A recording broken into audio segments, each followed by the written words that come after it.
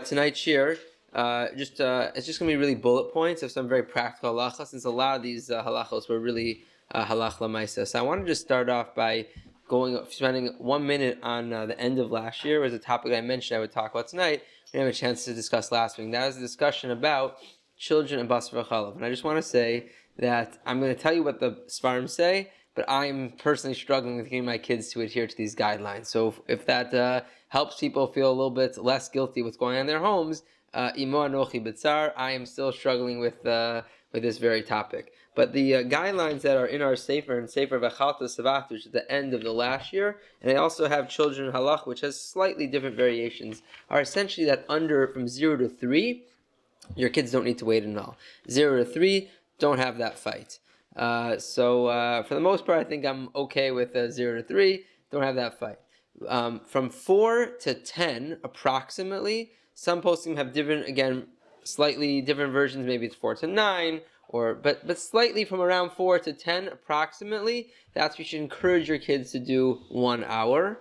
And from 10 to Bar Mitzvah, that's when you want to start to get them to do whatever it is that you do, whether that is 3 hours or 6 hours, but to wait the full amount. And the reason is, as we discussed last week, is because the Ramah quoted the Shita, La halacha is either 6 or 1. So at least for kids, certainly if there's a Shita in halacha of 1 hour, so before they're 3, they're not Bar Chinuch. You don't have a responsibility. Once they're reaching the beginning of the stage of Chinuch, so at least try to get them to hold the Shita which the Ramah brings of 1 hour. Once they get to 10, so then now you're ready preparing them for becoming an adult, and therefore you want to start to kind of ease their way in. What I found is that the tricky thing is that kids don't want to wait an hour. It's just not so pasha that often kids want to have a cheese stick, or they aren't happy with the chicken or the meat that you serve for dinner, and they want a smoothie or cheese stick or what?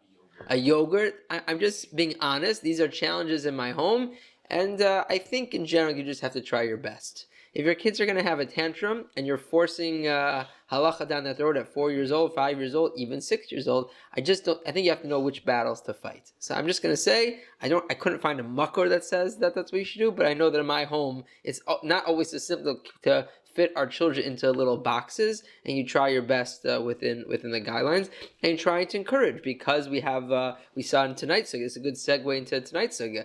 At the very least, what you could say. Now let's get to tonight's sugya. It was in terms of, let's say, separations. At the very least, you can say to your kids who are about to have that tantrum because they want the yogurt, at the very least, go wash your hands and rinse out your mouth. Because I think most kids were willing to do that. To wait an hour, that's like, are you crazy, Abba? Like, that's not happening. But at the very least, to say, go to the bathroom and rinse off your hands, make sure you have no meat residue on your hands, or brush your teeth, or do something to do a kinuach and hadacha, right, to clean out your palate, that I think we could ask our kids to do. So often that's what I'll tell my kids. If they're really going to have a tantrum and I can't get them to wait the hour, so then I would say at least go wash your hands and make sure you don't have any meat residue when you grab that cheese stick. Okay, let's move on to the next topic. The next topic is about hard cheeses. So hard cheeses, if you got this, so a very interesting approach. You may have seen that Rav Vazner is very machmir. He says, how are we supposed to know which cheese is 6 months and which cheese is not 6 months? He basically says one should be machmir on all cheeses. He quoted a fasting tshuva from this Rav Weitman of Tenuva, which I thought was really interesting. He says that he is the Rav HaMachshir of Tenuva factories in Eretz Yisrael. He says it's very simple. There's a very big difference in the aging process of your classic American cheese. I don't know what they call American cheese in Israel, but your classic yellow cheeses, I think that's how they describe in the Tshuvot, and your Parmesans, and the other word I wasn't as familiar with is Emmental. There's other cheeses that are clearly aged, Swiss cheese, a large amount of time. So basically, Rav Weitman said, no, you can, if you know, and there are certain cheeses which are clearly aged for 6 months and beyond, and most other cheese that you have, your American cheeses, your mozzarella cheeses, I think are the ones you don't have to wait. Halacha l'maisa, if you look in the Oyub Psak, he says, this is from Gordimer, he quoted only for Parmesan and Emmental, which are clearly aged 6 months and beyond. So those are the ones that you have to wait for. Wait the 6 hours, or wait whatever it is that you usually do. But for any other cheese, you would not have to wait. There was a whole discussion this year about What about the time it ages in your fridge? Does that count? If the thing was sitting on the shelf at ShopRite for another 3 months, does that count? I said, absolutely not. That's not what we're talking about. We're talking about the aging process of forming the cheese, not like literally how old this cheese is or how long it's been sitting on the shelves. Okay? Next topic. This is something I never saw before, but I didn't realize. This is a sugya of can I have separate fridge? Do I need to have separate shelf space on my fridge? You want to get up to that sugya? So does anyone have the following scenario? You're in a kosher store and the checkout lady says, do you want separate bags for your meat and your milk? And I'm looking at the checkout lady and I'm like, I didn't know that was a thing. Like I definitely had that scenario in my life where some non-Jewish woman who clearly doesn't know Shulchan Aruch says to me, I'm going to put your milk and cheese separate and I'll put your meat separate. And I'm always looking at her like, is there a chumrah that I just don't know about it? So it seems it comes from this sugya. There is a discussion about whether I can place even my packaged foods next to each other. So for those who are now getting nervous, the rabbis say you have to do it. It seems to be the whole discussion is whether or not your containers are sealed. If your containers are sealed, they're dry packaging, you don't have to worry. But there is a chumrah. There are those, if you ever hear someone says, I do keep separate bags for my dairy products and my meat products. In the sources we saw, I think there's a footnote that said some people do keep separate shelves in their fridge. They have a shelf for the cheese and they had separate shelves in the olden days. My in-laws had separate shelves. Is it practical to suggest was the packaging just not as seal-proof back then? No, it was sealed. It was sealed. Okay, so I'd say in my home we don't have separate shelves. It seems the guidelines is know your stuff. Is your stuff sealed? Is there a concern that it's going to be, moist salami is going to be rubbing up against some milk that spills in the fridge? That's not a good idea. You have to know your products and know how sealed they are. If they are sealed, it's no problem. If they're not sealed, so then obviously you wouldn't want to have those things next to each other, even in a cold fridge. If anyone has comments or questions, you can always jump in. Okay, the other thing was interesting about what about power of spices? So when we got to a question about you're not allowed to have dairy bread. I thought it was very interesting. There was a discussion about you allowed to have dairy spices or dairy, other products which might be used for both. The same way dairy bread, the whole concern is that might be used for both. So I just want to point out something that in my home growing up we never had, but I think practically now with little kids in my home, I think it is an issue, and that is the idea of, let's say, one ketchup bottle for both. Before you have little kids in your house, I never understood why anyone would have multiple ketchup bottles. But when I see the way my kids put the ketchup bottle with the chicken nuggets, and then they put the ketchup bottle, mamish, it's like inside the pasta and cheese baked ziti, I can understand at least why someone would have two ketchup bottles. Yes? How about separate salts? I think it's the same thing. It's all about know your products, know your usage. If you're the type, I think that was actually a guideline for the bread. The whole question of, can I use the same loaf of bread for the milchik meal and for the fleishik meal? Can I use the same part of salad I served on Shabbos now for Sunday night dinner with pizza? Can I bring out that same salad? The yesod is basically as follows. Know how you used it. If you are careful, if you don't have little kids who actually know how to be careful, then you can take the same salad you served at the fleishik meal and serve it at the dairy meal. You can take the main loaf, not the slice cut. That we say there is an Indian not to use the slices from your slice challah. Don't use those. The main chunk of loaf that you never slice from. If you were careful, you can use it in your dairy meal the next day. But that's know your home. I have little kids. I speak for myself.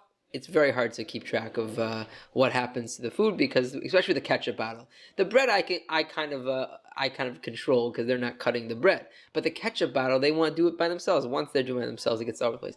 I don't have two ketchup bottles, but I should. I think it's like a good practice to have separate. Again, eschatay maskarion, I don't have it, but it's probably good practice. Okay, dairy bread. Just I'm flying through the topics. Dairy bread. The whole sugya was that there are two kulas that make dairy bread okay. If it's snacks, you can have your crackers, which are dairy crackers. If it's if it's something small and also a different shape. So the classic example of this, I was surprised he didn't mention it, are the Thomas English muffins. So this is probably produced in Israel. So maybe they don't have Thomas English muffins in Israel. The Thomas English muffins are still dairy, right? Yes. As far as I know, Thomas English muffins are always OUD. And the question is, how can they be OUD? This is dairy bread. So if you look carefully, Thomas English muffins don't look like your traditional bagel. They're actually in a different shape. Now, did Thomas? I don't know who made Thomas English muffins. Whoever did the company, Thomas. There's got to be a company. I don't know who the company is. Probably owned by Amazon. Everything's gonna be owned by Amazon these days, right? But if they're made in a different, Shina Hatsura, it's made in different forms, then it's not typical bread. You'll treat it differently. The concern is we don't want you to eat it with meat. So I've never seen anyone have a Thomas English muffin with a big piece of pastrami. Although I will say that in Hanukkah, I did see in like Muncie or these Hamisha places, they were selling suf ganayot, stuff with like pastrami or stuff with like. So we're getting to the time where maybe we have to rethink. We might have to add some new chumras. Once people start putting pastrami in their suf ganayot, so maybe actually that was a tshuva. There was the last source that said that if it's something which is sweet. It's actually, mamish, this is a halachic problem. I just read it. The Yalkut Yosef says this whole idea of dairy bread doesn't apply to sweet breads, because sweet, like croissants, are not typically eaten with meat, and then we don't have to be concerned. But now, because of these Hasidim and Muncie who are putting the roast beef in their suf ganayot, it actually might change the mitzias that Ravadia was commenting. Yes. The bagel store on Saddle River Road. Yes. I haven't been there in a while, but I know at one time they sold bagels that were milky. They were the status is still we're supposed to. At that time, they were accepting a mashgiach. He would come in, and I asked him, "Why are they milking?" He said, "Halachically, they're not milking, but the only reason they say they're milking is because there's something in there that somebody who's lactose intolerant, who's very lactose intolerant, would have a reaction to it. So you had to tell him." But he says it's I'm on camera. I don't want to say something that will change, but my understanding there's a sign that says you should treat the bagels as dairy. Right. I'd have to look into it more if there's something more I need to know. I always understand that means don't eat them with your roast beef. Yeah, Josh. So Thomas English muffins were great growing up. They were different, but then Freihoppers came out. The thing part of English muffin. It's identical to Thomas's, but it's part. So that's great. Meaning. Bad for Thomas's. Why? Now the English muffin isn't uniquely dairy. Oh, it's the same. It looks like a. Exactly the same. Interesting. Freihoffer? That's not my point. Freihoppers has an English muffin. So you're saying we should buy Freihoffers then? Oh, you should stop giving. Yes, that's what I'm saying. It's more a question for the koshering agency than for the. We're eating it. It can't be dairy anymore because it looks like regular bread. But the question is it still? You're saying that there are other companies that make Tzurba of an English muffin. As long as it's different than bread, it's still different than what bread looks like. It doesn't look like bread. It doesn't look like a bagel. It looks different. They made a par muffin. I hear it. Okay. Okay, that was basically the shir tonight. Hopefully we touched on some of the main ingredients, and now we're be a little more careful in our homes and know about all these various inyanim. Shkayach.